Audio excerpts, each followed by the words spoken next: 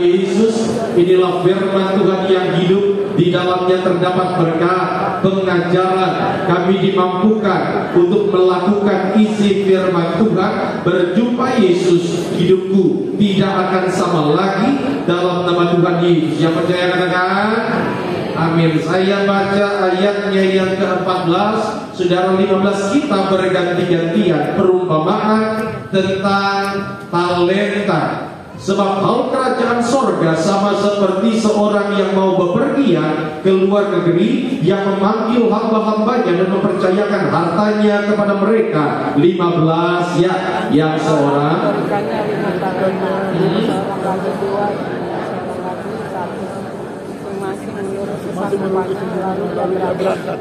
segera pergilah hamba yang menerima 5 talenta itu. Ia menjalankan uang itu, lalu beroleh laba berapa? 5 talenta. 17 ya, hamba menerima 2 talenta itu pun berbuat demikian juga dan berlaba 2 talenta. 18 dikatakan, tetapi hamba yang menerima 1 talenta itu pergi dan menggali lubang di dalam tanah, lalu menyembunyikan uang tuannya 19. Sesudah itu pulanglah tuan hamba itu lalu mengadakan perhitungan dengan mereka. Singkat cerita saudara, ayat 20, 21, 22, yang dapat 5 talenta itu dia kembangkan, yang dapat 2 talenta dia kembangkan. Lompat ke ayat yang 23, apa kata tuannya? Maka kata tuannya itu kepadanya, baik sekali perbuatanmu itu, hai hambaku yang baik dan setia. Engkau telah setia dalam perkara kecil, aku akan memberikan kepadamu tanggung jawab dalam perkara yang besar. Masuklah dan turutlah dalam kebahagiaan Tuhanmu. 22. Maaf saudara, 24 saudara. Ini datanglah juga hamba yang menerima 1 talenta itu dan berkata, wah, aku tahu bahwa Tuhan adalah manusia yang kejam, yang menuai di tempat di mana Tuhan tidak menabur dan memungut, dan di mana Tuhan tidak menabur. Karena itu aku takut dan pergi menyembunyikan talenta Tuhan itu di dalam tanah. Ini terimalah kepunyaan Tuhan. 26. Maka jawab Tuannya itu, hai kamu hamba yang jahat dan malas, jadi kamu sudah tahu bahwa aku menuai di tempat di mana aku tidak menabur dan memungut dari tempat di mana aku tidak menabur. Karena itu sudahlah seharusnya uangku itu kau berikan kepada orang yang menjalankan uang, supaya kembaliku aku menerimanya serta dengan bunganya. 28. Sebab itu ambillah talenta itu daripadanya dan berikanlah kepada orang yang mempunyai 10 talenta itu. Karena setiap orang yang mempunyai kepadanya akan diberi, sehingga ia berkelimpahan. Tetapi siapa yang tidak mempunyai, apapun juga yang ada padanya akan diambil daripadanya. 30. Dan campakkanlah hamba yang tidak berguna itu ke dalam kegelapan kain gelap. Di sanalah akan terdapat. Yang diberkati dengan bacaan firman Tuhan katakan amin. Dan tema khotbah saya pada siang hari ini adalah umat Tuhan yang dapat dipercaya. Sama-sama bilang dapat dipercaya. Dapat dipercaya apa? Dipercaya untuk perkara-perkara yang besar. Ini yang mau kita pelajari saudara. Kenapa? Karena banyak sekali orang-orang Kristen sekarang ini punya skill yang bagus, punya kemampuan yang luar biasa. Tapi saya mau bilang, kalau kita tidak bisa dipercaya, maka semua skill kita, kemampuan kita itu sia-sia. Coba lihat kiri kanan, bilang sama dia, bisa dipercaya. Iya saudara, harus bisa dipercaya. Karena begini, orang yang bisa dipercaya, maka suatu saat dia juga akan diberikan hal-hal yang besar. Jadi masalahnya saudara, bukan Tuhan yang tidak mau memberikan sesuatu yang baik kepada setiap kita. Makanya pertanyaannya, kita ini bisa dipercaya atau enggak? Ya. Coba saudara tepuk dada dan bilang, saya bisa dipercaya. Saya bisa dipercaya. Iya saudara. Itu sebabnya saya kutip kalimat Ibu Gembala Sidang, dia bilang begini, Tuhan akan buat mujizat kalau kita setia melakukan bagian kita dengan penuh tanggung jawab dan melakukan apa yang bisa kita lakukan. Maka orang Kristen kita punya hak, sama-sama bilang hak. Hak kita apa? Terima mujizat, terima berkat. Tetapi jangan lupa bahwa kita juga punya tanggung jawab. Sama-sama bilang dapat dipercaya. Dapat dipercaya. Dan saudara, saya akan bahas sedikit fakta dulu tentang talenta. Karena banyak orang bilang begini, talenta itu kalau dalam bahasa Inggrisnya kan talent, bakat. Pertanyaannya, apakah ayat ini lagi ngomongin bakat? Yuk kita lihat slide. Saudara, 1 talenta itu sama dengan 6.000 dinar. 1 talenta berapa dinar? 6.000. Alkitab berkata bahwa 1 dinar itu sama dengan upah pekerja 1 hari. Saya nggak tahu sejujurnya Bapak Ibu upah pekerja sehari. Saya kebetulan lagi ada tukang di rumah. Tukang itu kalau di Bekasi, koreksi saya kalau mahalan ya, biar saya nanti nego. 1 hari 400.000. Mahal, oke, habis ini saya nego. Saya lagi ada benerin apa gitu kan. Tapi saya hitung di paling kecil 100.000 per hari. Itu kalau 100.000 per hari, 1 talenta kurang lebih itu 600 juta rupiah. Atau kalau saya gambarkan, saudara bekerja selama 16,5 tahun, dapatlah 1 talenta. Ya. Tapi pertanyaannya, ketika Tuhan memberikan perumpamaan ini, apakah Tuhan sedang berbicara tentang uang? Apakah berbicara mengenai bakat? Saya pikir bukan hanya sekedar itu. Tetapi kenapa sampai digambarkan dengan 1 talenta? Saya coba cari 16,5 tahun. Artinya dalam Matius 25 ini Tuhan sedang berbicara mengenai apa? Slide berikutnya. Sesuatu yang berharga yang dipercayakan Tuhan kepada setiap kita. Jadi talenta dalam perumpamaan ini sedang berbicara tentang sesuatu yang Tuhan percayakan. Dan itu bukan hanya sekedar bakat, tetapi banyak hal. Dan hari ini kita akan pelajari satu persatu. Yang siap belajar katakan amin. Ya. Yang pertama, lanjut slide. Coba lihat ayat yang ke-16, dikatakan demikian. Segera pergilah hamba yang menerima 5 talenta. 5 talenta ini berapa? 3 miliar. 5 talenta itu, ia menjalankan uang itu, lalu beroleh apa? Laba 5 talenta. Yang 2 juga dapat, yang 1 juga dapat. Yang pertama, saudara yang terkasih dalam Tuhan, pelajaran bagi setiap kita. Ya, yang 5 talenta dikembangkan dan Tuhan bilang, engkau setia pada perkara kecil. Saudara, 5 talenta itu berapa miliar itu? Di hadapan Tuhan itu kecil. Sama bilang kecil. Tetapi Tuhan bilang, engkau setia pada perkara yang kecil, aku akan mempercayakan perkara yang besar. Yang pertama, kalau saudara mau mendapatkan perkara-perkara yang besar, hal-hal yang luar biasa, yang pertama Pak Bu, harus setia sama yang kecil-kecil. Ya. Coba lihat kiri kanan, bilang sama dia, saya sama dia, setia, bilang. Harus setia sama hal-hal yang kecil. Makanya saya sering bercanda, jangan pernah berdoa sama Tuhan, Tuhan berikan saya Honda City, itu gampang. Tapi syaratnya Honda Beat-nya harus dicuci. Nangkep maksud saya? Kadang-kadang kita pengen sesuatu yang besar, tapi dipercayakan hal yang kecil, kita tidak setia. Tuhan berkati saya supaya saya bisa naik jabatan jadi manajer. Naik jabatan itu urusan gampang. Saya bilang gampang. Tetapi apa yang terjadi kalau kita bekerja sebagai seorang staff, belum naik jadi manajer aja, sering datang terlambat. Good, wajah seperti inilah yang paling saya harapkan kalau saya lagi khotbah. Wajah yang sudah mulai berpikir. Nah, itu maksud saya. Kadang-kadang saudara kita ini pengen sesuatu yang langsung besar, tetapi ketika dikasih yang kecil-kecil kita nggak setia.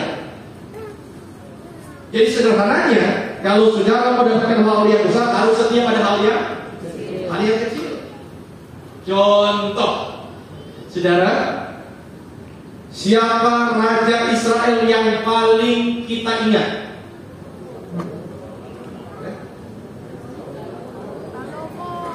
Bapak Ibu, itu kan pertanyaan, mohon dijawab. Ulang, raja Israel yang paling kita ingat namanya adalah Daud. Saudara, yang urapi Daud jadi raja namanya Nabi Samuel. Masih ingat diurapi dia jadi raja untuk menggantikan raja sebelumnya namanya Raja Saul. Lalu singkat cerita, saudara, habis dia diurapi jadi raja, hari ini saya mau tanya, besoknya langsung masuk ke istana enggak? Enggak? Saudara tahu apa yang terjadi? Slide berikutnya, next. 1 Samuel 22 ayat 1. Setelah dia diurapi jadi raja, mengalahkan Goliat, apa yang terjadi sama Daud? Lalu Daud pergi dari sana dan melarikan diri kemana?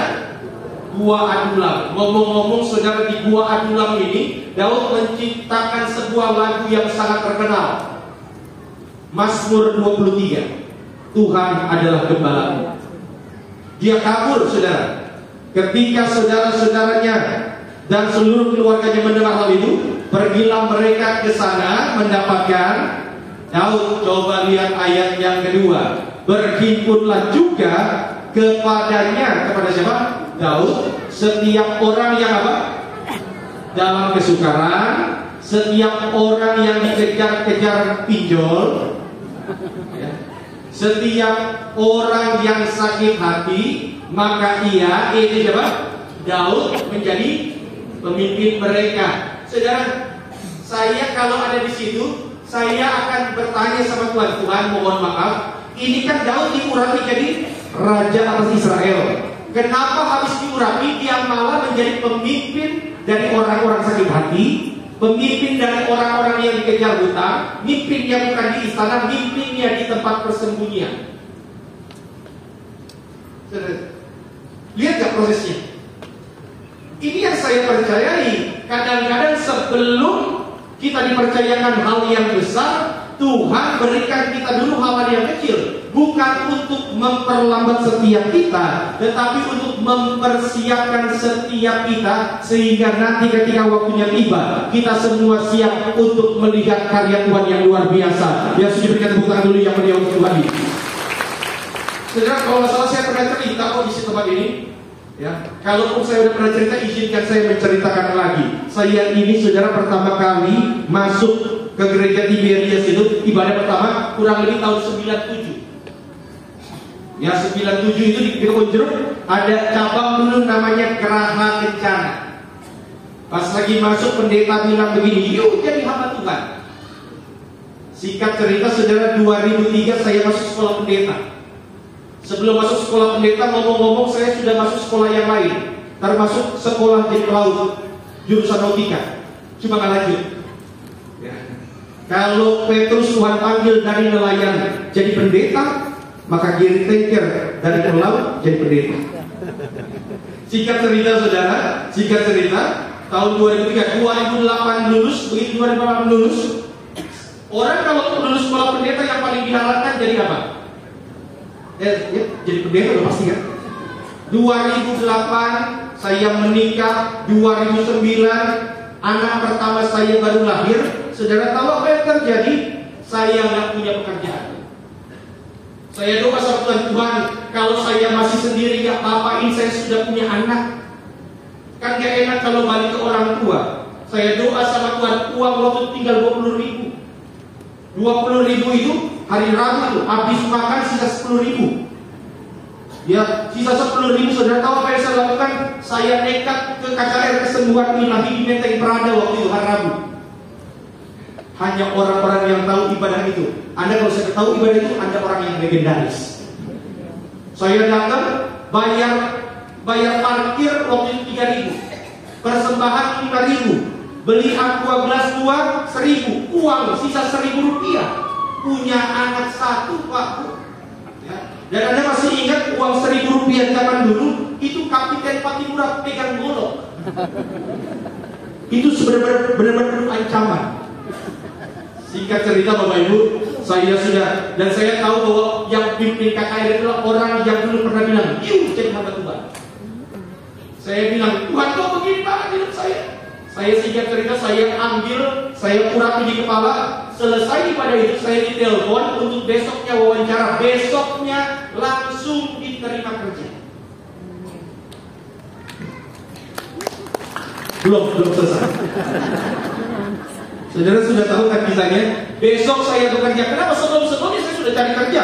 Jadi cleaning service pun gak ada yang panggil, jadi security pun gak ada yang panggil. Besoknya saya kerja. Saudara tahu jadi apa? Debt collector. Ya, sekolah teologi bagi saya gengsi nomor belakangan lah. Yang penting bisa kasih makan, kan begitu? Tapi yang saya mau tanya Tuhan, jangan-jangan salah, bukannya Tuhan dulu yang pernah panggil saya jadi pendeta. Tetapi ini yang saya imani, bahwa jalan Tuhan tidak ada yang salah.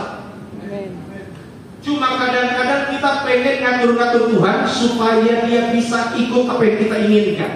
Saudara, jangan pernah ngatur-ngatur Tuhan, karena Tuhan adalah pakar strategi yang punya ribuan cara untuk menggenapi setiap janjinya bagi setiap kita. Yang sudah berikan tepuk tangan dulu yang meriah untuk Tuhan ini. Maka saudara ingat ini, next slide. Ya, Kolose 3 ayat 23. Apapun juga yang kamu perbuatlah dengan. Kalau sekarang ini engkau masih dipercayakan hal-hal yang kecil, bagus, kerjakan dengan semangat. Setia. Ya, setia aja pada perkara-perkara kecil. Tapi kalau Pak Pendeta, orang yang tempat saya bekerja orangnya galak, orangnya kasar, maka jangan kerjakan itu untuk manusia. Kalau kerjakan untuk manusia, Pak, aku pasti kecewa. Sekali lagi Kolose 3 ayat 23, kita baca sama-sama. 3, 2, ya. Apapun juga berbuatlah seperti untuk dan bukan untuk manusia. Kita kerjakan untuk Tuhan. Kenapa? Karena kita tahu di balik semua ini Tuhan sedang memproses setiap kita. Maka Tuhan ajarkan melalui perumpamaan talenta harus setia pada perkara yang kecil. Mungkin sekarang ini kau lakukan pekerjaan yang akan kelihatan sama orang, pekerjaan yang sepertinya disepelekan, tetapi saudara kerjakan itu untuk Tuhan. Engkau mungkin sekarang harus melakukan pekerjaan yang tidak sesuai dengan latar belakang pendidikanmu. Kerjain aja untuk Tuhan. Slide. Saudara, ingat, apa yang terlihat layu bukan selalu berarti sudah mati. Kalau kita lihat rumput yang sudah kering, itu bukan berarti rumput itu mati. Bukan berarti. Dia hanya menunggu sedikit air saja untuk bisa hidup kembali. Betul? Hanya karena engkau tersembunyi, hanya karena engkau melakukan pekerjaan yang tidak kelihatan orang, bukan berarti engkau gagal. Tuhan punya rencana yang indah untuk mempersiapkanmu dengan matang, sehingga ketika waktunya tiba, engkau sekarang ini mungkin ada dalam buah adulan seperti Daud, tetapi ingat, ketika waktunya tiba dan Tuhan angkat engkau naik, engkau akan sadar bahwa setiap aktivitas proses yang kita jalani semuanya untuk membuat kita menjadi lebih kuat untuk menerima janji Tuhan. Yang setuju berikan tepuk tangan dulu yang meriah untuk Tuhan ini. Coba lihat kiri kanan, bilang sama dia, setia. Bilang. Harus setia. Yang kedua, slide. Coba lihat ayat yang ke-16. Dikatakan demikian, segera pergilah hamba yang menerima 5 talenta itu. Ia apa? Menjalankan uang itu, lalu beroleh laba 5 talenta. Yang kedua, saudara, tunjukkan kesetiaanmu dengan usaha. Sama-sama bilang usaha. Sama-sama bilang sama saya, Tuhan memberkati orang rajin. 3, 2, ya. Tuhan memberkati orang rajin. Tuhan pasti memberkati orang rajin. Pasti. Ya. Makanya saudara, Yakobus pasal 2 ayat 17 ayat 22, iman tanpa perbuatan hakikatnya adalah mati. Adalah mati. Maka saudara harus ada usaha. Dan Tuhan mengajarkan dalam 5 talenta ini, saudara, dalam perumpamaan talenta ini, Tuhan mau setiap kita yang sudah dipercayakan sesuatu harus punya usaha. Sekali lagi sama-sama bilang, usaha. Saya pernah kasih contoh kalau nggak salah, Bapak Ibu, apa yang terjadi kalau misalnya kita bilang, Tuhan berikan saya pasangan hidup. Apa yang terjadi kalau kita jarang mandi? Dapat pasangan hidup nggak? Bisa, tapi pilihannya terbatas. Apa yang terjadi kalau kita bilang, Tuhan berikan saya pekerjaan? Apa yang terjadi kalau kita nggak pernah kirim surat lamaran? Bisa dapat pekerjaan nggak? Bisa, tapi pilihannya terbatas. Dan kadang-kadang Tuhan bekerja setelah melihat usaha kita. Sama-sama bilang usaha. Contoh ya. Bapak Ibu masih ingat waktu bangsa Israel keluar dari tanah perbudakan Mesir menuju tanah perjanjian? Dijawab kenapa baku? Masih ingat? Masih. Kalau saudara dan bangsa Israel dari tanah perbudakan menuju tanah perjanjian, kalau saya tanya mujizat apa yang paling saudara ingat, apa mujizatnya? Belah laut. Waktu Musa belah lautan, tanahnya kering, bangsa Israel jalan, betul? Itu yang paling kita ingat kan? Saudara bahwa membelah air itu ketika bangsa Israel dalam perjalanan bukan terjadi cuma satu kali, 2 kali. Yang pertama yang dibelah adalah Laut Tiberau. Yang kedua yang dibelah adalah Sungai Yordan. Cuma ada sedikit perbedaan. Di mana perbedaannya? Slide. Yosua 3. Nanti habis ini yang 1 Samuel dilewatkan aja ya. Yosua 3 ayat 15. Perhatikan. Segera sesudah para pengangkat tabut itu sampai ke mana? Sungai Yordan. Dan para imam, jadi yang berjalan di depan itu adalah para imam. Dan para imam tabut itu sama-sama bilang mencelupkan kakinya ke dalam air di tepi sungai itu. Kalimat berikutnya itu dikasih namanya POV, point of view, konteksnya. Sungai Yordan itu sebab sampai meluap sepanjang tepinya selama musim menuai. Dia kasih point of view-nya bahwa Sungai Yordan itu saudara sungai yang sangat deras alirannya, Tetapi ketika para imam itu mencelupkan kakinya, ayat 16, maka berhentilah air itu mengalir. Pak, Bu, boleh lihat teman-teman? Yang pertama, waktu dibelah Laut Tiberau, Musa berdiri, lalu dibelah Laut Tiberau, laut terbelah, bangsa Israel jalan di tengah-tengah air itu, kakinya kering nggak? Kering. Sungai Yordan beda. Sungai Yordan, imam itu airnya belum terbelah. Kapan dia terbelah? Setelah imam celupkan kakinya. Saya mau tanya Bapak Ibu, lebih dekat yang mana? Yang pertama atau yang kedua? Yang pertama kenapa? Tanahnya kering, betul? Yang kedua enggak, celupkan dulu air kakinya ke dalam air, baru terbelah. Dan saudara, pada masa itu Sungai Yordan, Anda celupkan sampai ke dengkul, kalau belum terbelah, hanyut. Tapi ini yang saya mau bilang, bahwa kadang-kadang Tuhan membelah lautanmu, membelah air di depanmu ketika engkau sudah mencelupkan kakinya. Bisa nggak Tuhan langsung belah lautan? Bisa. Kapan itu? Ketika engkau baru punya pengalaman pertama dengan Tuhan. Makanya jangan kaget dulu awal-awal kita jatuh cinta sama Tuhan, laut langsung terbelah. Benar?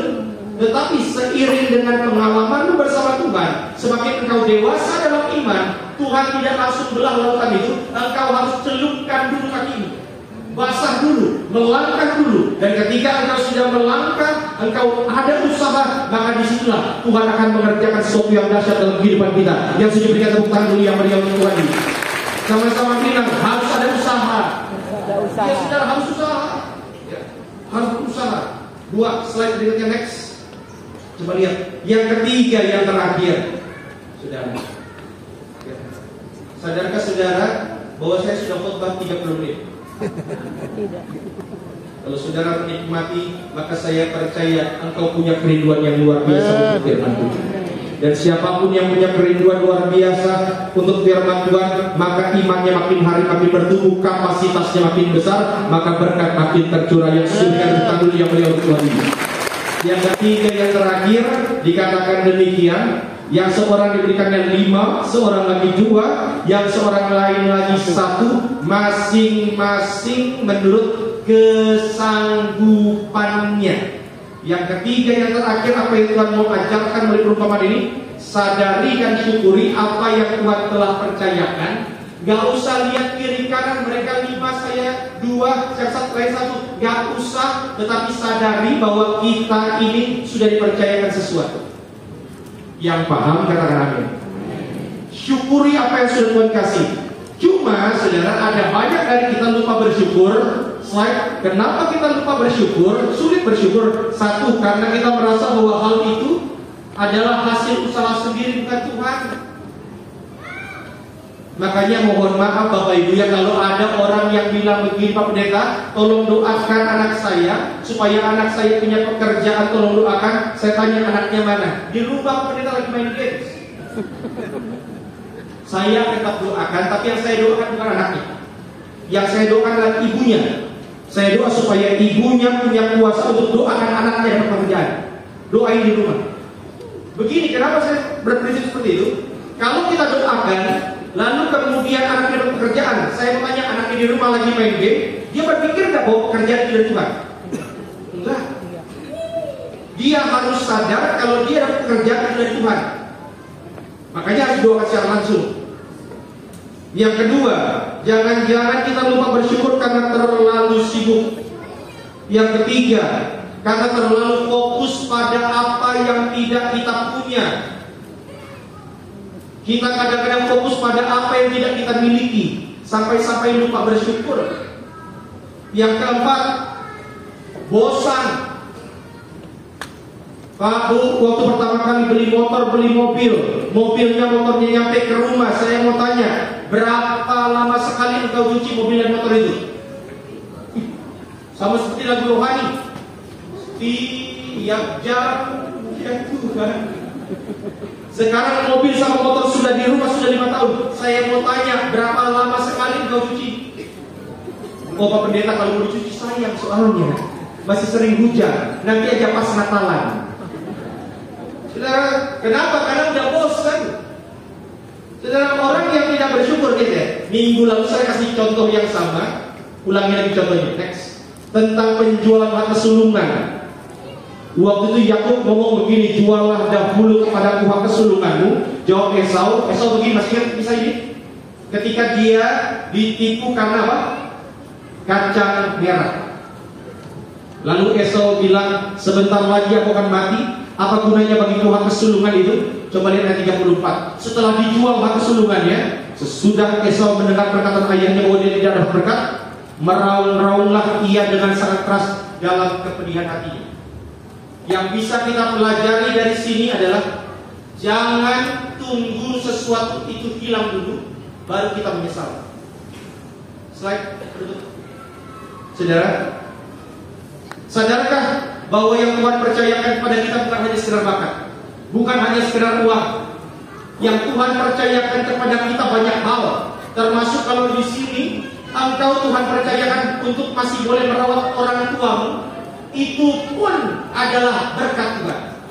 Kalau engkau masih dipercayakan untuk merawat anak-anakmu, mohon maaf untuk bicara ini, mungkin ada anakmu yang punya kebutuhan khusus. Saya percaya bahwa itu pun Tuhan percayakan. Kenapa Tuhan percayakan? Karena kita sanggup. Jangan tunggu istrimu pergi dulu, suamimu pergi dulu, baru kita sadar betapa berharganya mereka. Jangan biarkan dirimu menunggu sampai sesuatu diambil darimu, baru menyadari betapa berharganya itu. Kalau masih punya orang tua, jangan tunggu diambil dulu, baru kita sadar betapa berharganya orang tua kita. Hargai sekarang sebelum semuanya menjadi kenangan yang tidak bisa diulang. Jangan menunggu pekerjaan diambil dulu baru engkau menyesal. Maka syukuri apa yang kita miliki sekarang. Dan kalau kita bersyukur, saya percaya bahwa Tuhan pasti akan tambah-tambahkan sesuatu yang baik dalam kehidupan kita. Dan itu sebabnya saudara, maka biarlah pada hari ini engkau yang dipercayakan sesuatu sama Tuhan, kelola itu dengan baik. Saya sering katakan, jangan tunggu orang tua kita di kuburan dulu baru kita kasih bunga. Kasih bunganya sekarang, saudara. Maka jangan tunggu sesuatu itu diambil dulu. Mungkin selama ini kita bilang, Tuhan saya pengen berkat. Ingat bahwa berkat tidak hanya bicara mengenai dompet kita uangnya banyak, ATM kita berlimpah. Enggak. Saudara mungkin coba harus rehat sejenak, santai sejenak, dan lihat kiri kananmu. Sebenarnya ada banyak hal yang luar biasa yang Tuhan percayakan. Siapa? Istrimu, suamimu. Mereka lah yang harusnya engkau taruh senyuman dalam wajahnya. Dan saya percaya kalau engkau sadar betapa besarnya berkat Tuhan, engkau bersyukur, Tuhan akan tambahkan terus sesuatu yang luar biasa dalam perjalanan keluarga kita. Yang sudah berikan tepuk tangan dulu yang paling untuk Tuhan Yesus. Saya sudah worship leader, saya simpulkan saudara khotbah saya. Yang pertama, saudara yang terkasih di dalam Tuhan, setia pada perkara kecil. Sama-sama bilang setia. Yang kedua, saudara, tunjukkan kesetiaanmu melalui apa? Usaha. Karena kita percaya bahwa kalau kita berusaha, Tuhan pasti turun tangan memberikan setiap kita. Dan yang ketiga, yang terakhir, saudara, sadari dan syukuri apa yang Tuhan sudah berikan kepada setiap kita. Yuk kita makin berdiri di hadapan Tuhan. Sama-sama kita langsung mau angkat pujian di hadapan Tuhan. Haleluya, Engkau baik, Engkau ajaib, Engkau luar biasa, Tuhan Yesus. Terima kasih. Ku naikkan syukur padamu Tuhan. Ku sembah sujud kepadamu Yesus. Saudara boleh angkat tangan sejenak, ikuti doa saya dalam nama Tuhan Yesus.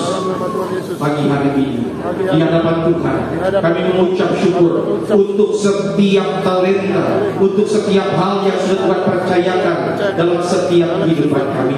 Hari ini ya Tuhan, kami percaya dengan segala ucapan syukur yang kami naikkan, bahwa kami percaya kalau Tuhan yang sudah menaruh itu dalam kehidupan kami, kami tahu bahwa kami sanggup untuk menjalankan.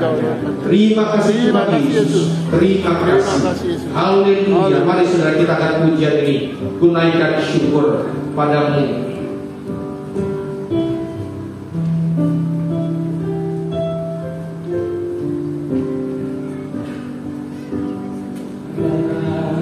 Syukur padamu.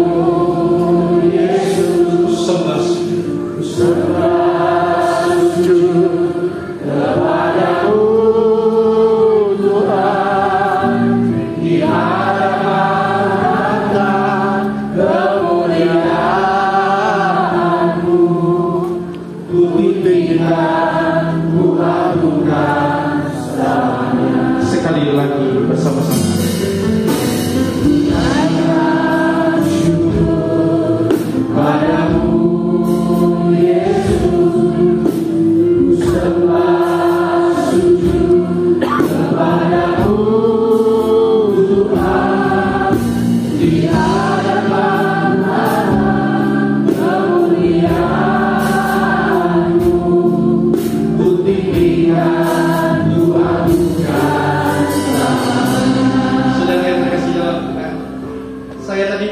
Coba kita rehat sejenak, bahwa berkat yang engkau dapatkan itu bukan hanya sekedar uang yang banyak. Karena pada akhirnya uang yang banyak itu tidak akan ada gunanya kalau engkau tidak bisa lihat senyuman di wajah orang-orang yang engkau sayangi. Itu sebabnya, saudara, siang hari ini sadari itu bukan hanya keluarga, tetapi juga kesehatan yang Tuhan percayakan. Kalau kita masih boleh bernafas, semua karena kasih Tuhan, semua karena kasih setia Tuhan dalam kehidupan kita. Maka, saudara, ada banyak orang di luar sana yang mungkin tidak bisa merasakan apa yang kita rasakan. Maka biarlah pada hari Minggu ini setiap kita rasakan kasih berkat sukacita dan kita bersyukur atas segala kebaikan Tuhan. Dan setiap kita boleh izinkan saya berdoa. Tuhan, lihat anak-anakmu yang hari ini datang ke rumahmu yang kudus. Mereka datang dengan segala ucapan syukur untuk segala berkat, untuk segala sukacita yang Tuhan sudah berikan. Itu sebabnya Tuhan Yesus, pada hari ini kami datang dengan segala ucapan syukur kepadamu. Terima kasih Tuhan Yesus, terima kasih. Suami istri di sini, kalau ada orang tua anak, saudara boleh pegang sebentar tangan suami istri, anak-anakmu, dan bilang sama dia, engkau berkat yang terbaik. Bilang. Coba bilang, engkau berkat yang terbaik dari sorga. Haleluya. Dan setiap kita yang sudah berkata demikian, yuk angkat tangan kita di hadapan Tuhan.